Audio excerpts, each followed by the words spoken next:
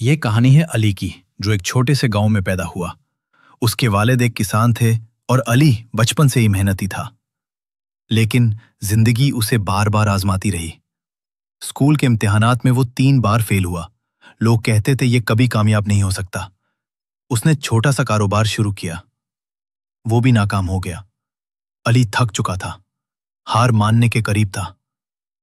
फिर एक दिन उसने अपने बूढ़े दादा से सुना, बेटा, बाज दफा सिर्फ एक आखिरी कोशिश सब कुछ बदल देती है।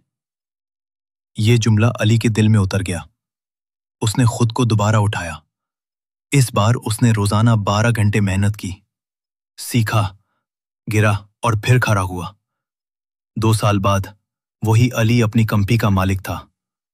वही लोग जो उसे नाकाम समझते थे, आज उसकी कामयाबी की मिसाल देते हैं।